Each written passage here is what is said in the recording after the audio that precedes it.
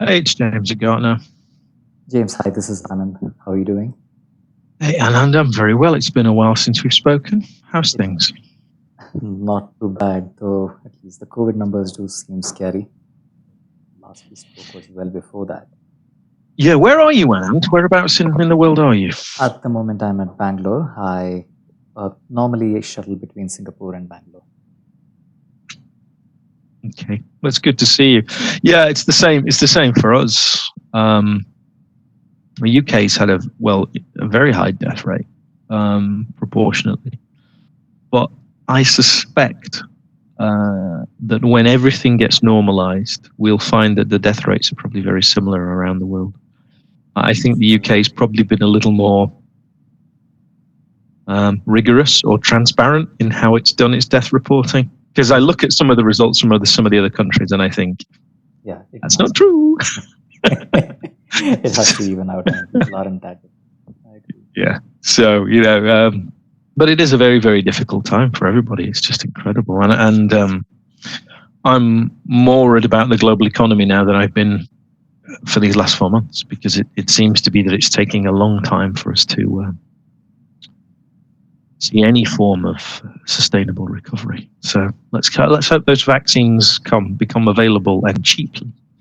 I do hope so. Yeah, the initiatives do seem on, but I think there's going to be, well, at least from what I'm hearing, there's on the one hand a certain amount of resistance to just vaccine adoption, and on the other hand, the scale at which they're looking to manufacture and distribute those isn't giving me too much hope. I mean, from all I've seen, at least from the pharma companies I'm talking to, saying, exactly. Brace for another year, not even just till the end of the year, but brace for another year. Yeah, I completely agree. Your voice is breaking up a little bit, Anand. I'm sorry. That's better. Okay, I think probably the microphone. Okay. Yeah. I mean, we've gone. So I'm in. I don't know if you know the geography of the UK. I'm just south of Manchester in the Cheshire countryside in the north of England, and the government here decided late last night to lock down the industrial cities of the north, so Manchester, Sheffield, and Leeds, because they've not said this, but it's Eid on Friday, and as you know, there's quite a large Muslim community in those cities, and I think what they're really trying to do is say let's not have if everyone's allowed to socialise, and people will socialise to celebrate, but they're really worried that it's going to kick off a big spike again if the Muslim community kind of all gets together on Friday. So that's today, right? So it's today. It's Eid today. Yes. So yeah. I actually lived in Manchester for almost a year. I was working with Cooperative Financial Services. So what? So okay, in the centre of the city? Yes, pretty much. So, how long ago? How long ago was that? 2010, I think. Yeah, almost a decade. Okay. Yeah. Interesting. Where did you live? Where was home for you in that time? Were you in the city? I was in the city. In fact, I took a service apartment right next to Cooperative Financial Services. Oh, so right in the centre of the city. I think it's a great small city, Manchester. I think it's got a lot going for it. That's where I started attending a fairly large number of community events like electronics, get-togethers, maker events, hacker events, stuff like that. Pretty vibrant, yeah. But I guess that's part of the advantage of living at the center of any city. It is a very cosmopolitan city. It's funny when I look at the Brexit breakdown. Manchester voted to stay in Europe hugely. But you obviously very strong universities here, very, very international in that regard. So yeah, it is. It's a frustrating time. The city is, like everywhere, it's struggling at the moment. So it's very, very difficult. So anyway, we should get to your questions. I wanted to show you something first of all, though. Sure. Which I never got to use because of lockdown, and I'm going to share PowerPoint. I have no idea. That's your questions. We'll come back to those in a moment. Sure. Let me try and. You see, now I have to find what I was going to show you, which is not going to be easy. Storytelling main pitch. That's it. That's it. So you may have seen me do this presentation before or seen a webinar version of it. This was the new version I was going to use this year, but obviously because of COVID, it didn't, and you can see, I think I hopefully talked to you about this. So as we go through the whole data story stuff, at the very end, I had a new section on what makes what makes the stories compelling. I was talking about, what are they scared of and what's in it for them. Right. And then I was talking about, I think it's called apophenia. So let me get rid of your image.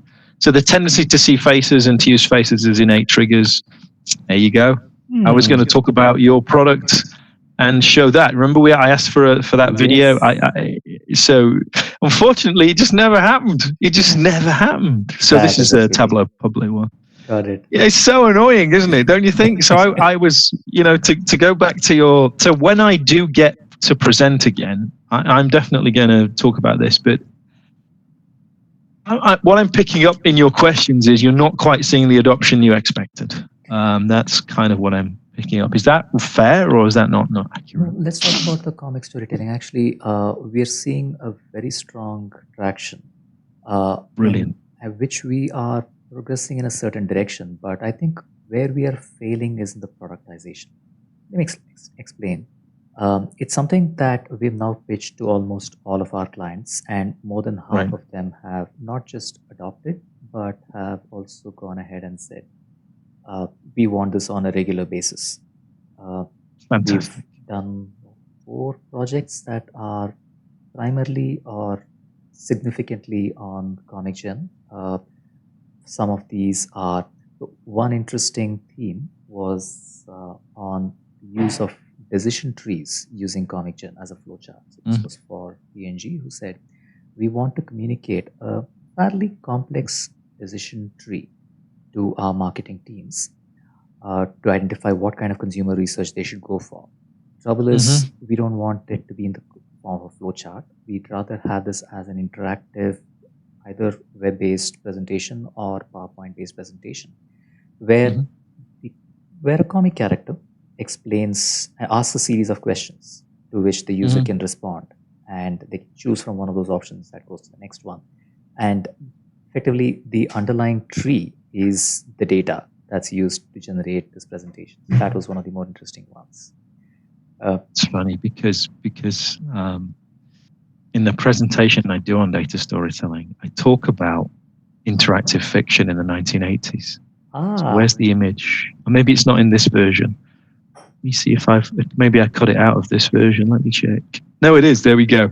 So, this idea of there was a whole series of books in the 1980s. You got to, it's like the adventure games. You remember early text-based adventure games? Yes. It's that exact idea again, which I think is really cool, It's interesting you mentioned this because we have our Story Labs team researching exactly this.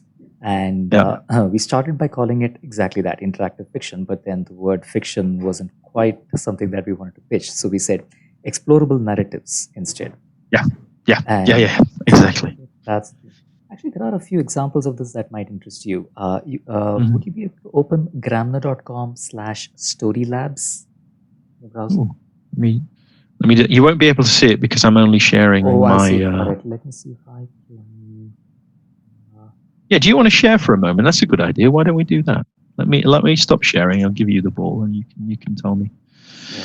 There you go, Anand. You should be able to present now. Great, yeah.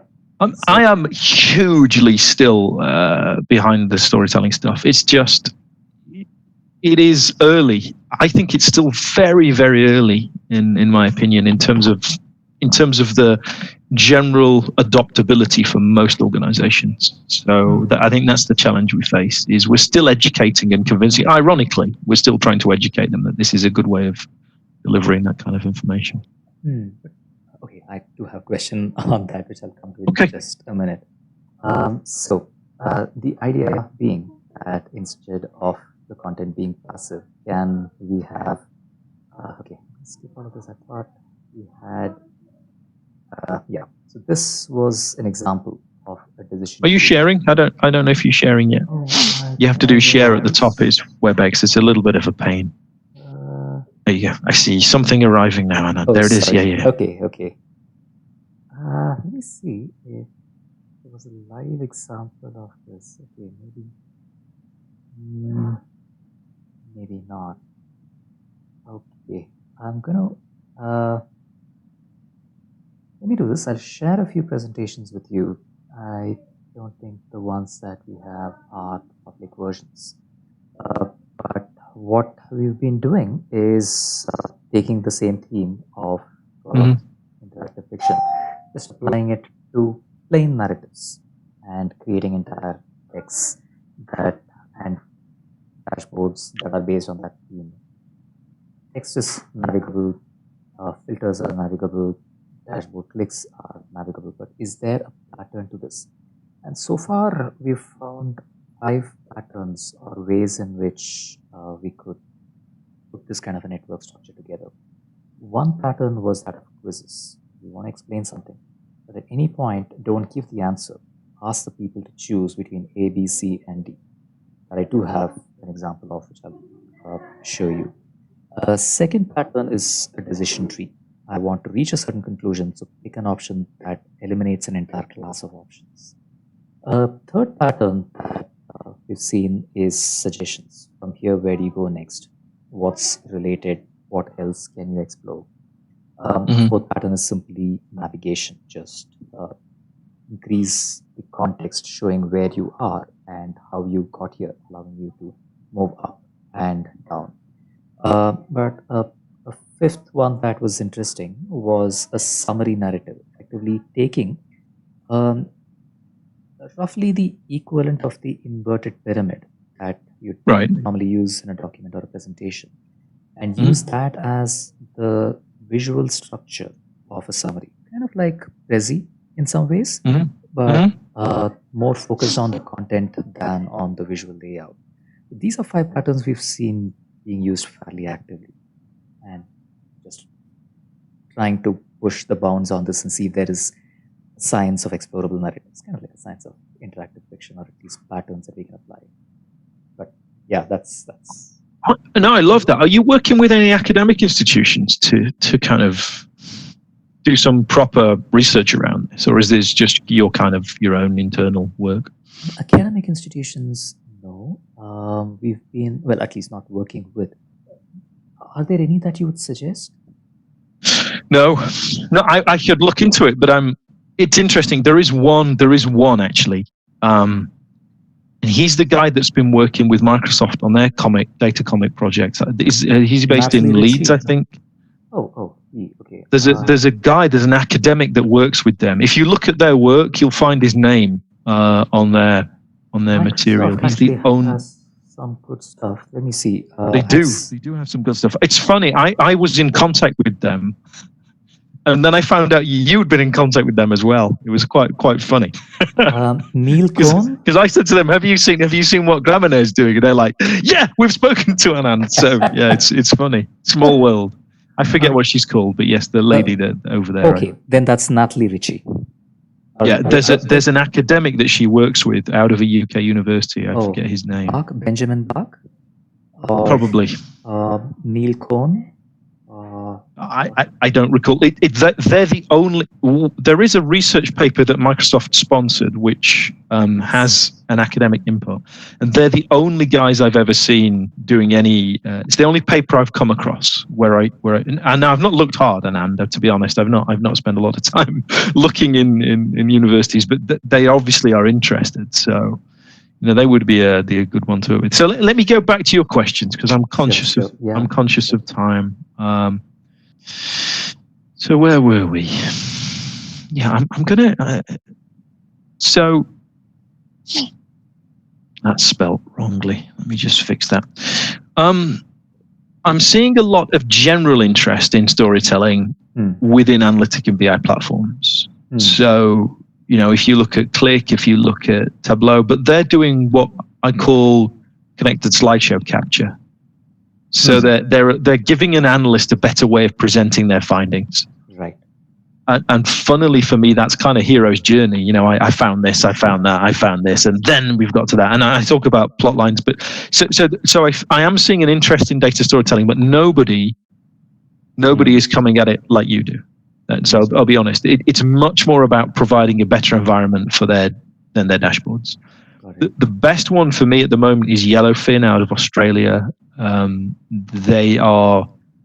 They have a long form data storytelling thing called Yellowfin Stories, and they have Yellowfin Present, which it's got infographic elements. It's not got animated data comic type stuff, but they're worth a look. The other thing that they're doing, which is part of the bigger trend, is ML and AI pattern recognition, which is then auto-generating outputs. So that's Yellowfin signals. So what we're seeing a vogue for is effectively auto-generated headlines. So instead of using a set of discrete alert criteria, what we're seeing people train an ML model and then give that model the opportunity to effectively find patterns in data and present that to humans. And I published a research note. I don't know if you saw it. It's called something like "Teaching Machines to Tell Data Stories to Humans." Have you seen that? No, I haven't yet. Let me check that. I'll send you the link to that one. I think you'll find that useful. And then we've got a group that are much more. I think about them as infographic and design centric. And they're really trying to get over that adoption barrier. A data story as a designed element, and you've got vendors like Toucan Toco. They're French. If you look at what they're doing, they take old-fashioned type reports like business objects and things like that, and they provide a new way of delivering that. And it's basically a downward scrolling web page. You know, when the media do data stories, you scroll down and the story rises up and you follow it through. Right. That's them. That's their model. I think functionally they're pretty thin, but they look great. They're French. They seem to be doing well in France. And then we've got a group of other very small kind of automated storytelling organizations like Juice and Mackay and Outlier.ai. But they aren't doing really the kind of human computer interaction thinking that you're thinking, and they're not at that level. I'm always very excited when we get to talk because you are doing it in a different way. And I've got a couple of questions for you actually, which I must get to. Sure. There's one other which I'd suggest as a partner for you, which I didn't mention, which is Squirro. Okay. Now, these guys are doing what I used to do in market intelligence. So they effectively have a service that crawls and scans and does a text-based analytics on unstructured information. And it then brings that back in. So what that's doing is, for me, and I find it very interesting, is when I talk about data stories, I talk about the three things: remember, visualization and narrative and context.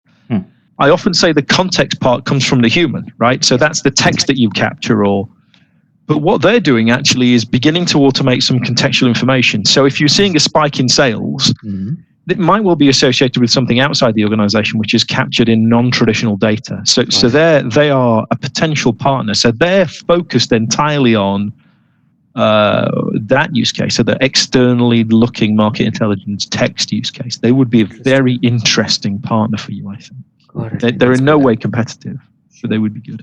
So do I see any big guys? No. Do I see anyone really growing very quickly? Not really, but I think storytelling as an idea is becoming more widely accepted just generally within the space. You can see a lot of research on Gartner.com about storytelling generally. Okay. And a fair bit on data. So I don't see anybody particularly big. I don't know if who are you competing against? And are you just competing against generic BI tools where people are just skinning them with their own front ends or something like that? That's the bulk of the competition. Actually, the question is, for example, why can't I use Click's narrative capability or Tableau's narrative capability, which is sometimes through plugins? And that's the bulk of our competition, really. Okay, thought it would be. Do you define yourself as a service company or as a software company predominantly, or is it an equal balance? It's from a focus perspective, an equal balance at the moment. Our intent is to grow on the software side. Our capabilities lie more on the services side. Our revenues are a bit more tilted towards the services side. Thought so. And I got no problem with that. So my experience is that's how you learn what people want, and then you productize. You learn and then you productize, and I think that's the best way to go. And that when you're telling me that you're identifying 4 or 5 different patterns, that's what I see is input into product design options. Okay, so tell me about the course. So I wasn't sure what you mean by scale. I mean, scale as in reach more people, or scale as in, I don't know. What do you mean by scaling a training course? The intent was to solve the exact problem that we're discussing, which is that data storytelling as a concept isn't growing as fast as we'd like it to. And partly because people don't know what it can do.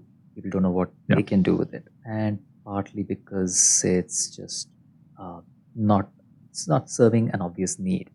So what we've done is over the last 3 months put together a workshop, a hands-on set of exercises and tutorials that can get people to create a data story from a data set. We've got a number of pre-canned data sets as well as allowing users to bring their own. My aim is to take this to 100,000 people by November. Okay. And all right. That's the idea. Yeah, I'm with you. Okay, so it's very interesting because if you when I think about my presentations on data storytelling, this is kind of what we were touching on before. We're still educating people on what it is. I think there's a tendency amongst business people to think about storytelling as something kind of soft and not very important and all those kinds of things. True. So I spend a lot of my time trying to drive home to technical people why the medium is the message and why your communication is absolutely critical, because you're just wasting your time if you don't hit home with people. You can forget any value, any ROI. Okay. So I agree with you. So this is an education component, but it's also a marketing component. And the reason why I've put look at click.com on data literacy is one of the last things I did before I left Click about 4 or 5 years ago was put in place an early program around what data literacy is and can be. And they're using that as an overall marketing I mean, they've expanded it massively, and they've built a data literacy council where they've got Accenture and various people involved. And they're really trying to advocate, higher use of data in society and all that stuff. So they're doing some clever marketing there by associating themselves with that. They're making it bigger than them by inviting other people to communicate. So it's almost it's a momentum thing. So I would be tempted to loosely couple it with Gramenaire, just put it up there as make it available as training around data storytelling, and then you can add some gentle hooks into your stuff. When you workshop it, it's going to be your technology, that kind of stuff. So that's the way to go. So I'm thinking this is as much about marketing as it is about education. But yeah, I think it's a great idea. I don't see it being. You're not charging, right? This is just a web. That's right. Yeah. Yeah. No, I think that it's really about if you're going to scale it, then for me this is about letting people. It's not the deployability of it that needs scaling; it's the knowledge that it exists. So exactly. I'm gonna say something now, which I don't know how long it'll take me to do. I haven't published anything new on data storytelling for about 8 months. I intend to do so. I will maybe I'll make this more about skills and education, and I might, if possible, I'll mention sources, and one of the sources could be your stuff. So that would be it may take me a while to get around to that in my research agenda, but it's there. So yeah, the scaling question is really making sure that people know it exists, and if you can partner up with an SI firm, then you're going to be it's uncomfortable because it's co-opetition, right? But if there are ways that you can, or maybe there are, as I said, education. So this is your next question on corporate community. Medium message issue. If storytelling is seen as kind of soft, then comics are the very edge of that. Yeah. You know, it's like childish. People think it's childish. They think it's not serious. I think there are things you can do there. I think you can make the imagery less comic-like and more illustrative, right? So I've not looked at what your library's like, and I know it was quite varied. But I think that there are some things you can do in the illustrations themselves to make them less perceived as just because it's a comic form, a storyboard form, or a facial delivery, doesn't mean it has to look like Comic Sans, right? It can be. So I think there are considerations about the design itself of what you present, the illustrations themselves. But I do think that it will take a while. I think you're right. Education has got to be your initial focus. They are, if there's any sector that understands about using different forms to drive home information to people, it's them. And it's a massive market, right? So if you were to look at helping unis or even school districts, if you think about using Comicgen within applications that are developed to be deployed to children. Oh, okay. Homeschooling, right? I mean, one of the things about COVID has been this enormous shift towards. I mean, it would be fantastic if Comicgen was used as part of that kind of set of techniques that are delivering to children. So it may well be there's some education application stuff there, which is a possible route to market, which might be a nice big one. Right. Oh, that's a good thought. Actually, we didn't consider embedding it into existing means of delivering education. Yeah. I mean, there are some very large website providers. I don't know them, but I know that my 14-year-old daughter has been using various maths and language websites, and there must possibly some interest in the kind of what you're doing, because it humanizes things, right? I mean, that's really what we're looking for. So no strong answer. I think it's about making sure that you have a set of corporate imagery that looks more corporate would be number one, and number two is finding those ones. As for your pricing model, I think if you do it by character, the danger is that nobody licenses any more characters. So you're limiting the usage, which would concern me. Number two is your idea of a free tier and then pay more. That's really tricky, because that's what is in the free tier. Do you see what I mean? Are you limiting it by numbers of people you can go to, or it's complex. The tendency that we've seen, I've seen in my space, is a subscription price that includes everything per user, right? Monthly subscription is just broadly acceptable. It's very simple. People understand it. They don't have to make any choices. It's just, okay, I've got all this. But what I like best would be monthly subscription that includes things, but then it's a little bit like the gaming industry, in-app purchases, right? So you offer a standard set of characters, standard set of capabilities, and then for a little bit more you can add these ones as well. So that would be my in-app purchases way is the one I would like best. But I'm just riffing. I don't know if you've done any kind of measurement or what people would like. Not yet. One of the things that I was planning to do was, now that we have a fairly large user base, just run a survey on what they would consider rock bottom, almost suspiciously cheap, what they would consider good value for money, what would start making them uncomfortable, and what would be too expensive. Just get them to peg on these and run this across. It should be fairly easy to get this for about 500 people. And then look at the curves and pick something at that point. Before I went on that experiment, I just wanted to get some ideas on what we should be looking to price. And what I'm getting from you is it's the monthly price of the plugin. One number that covers it all. Got it. Yeah, because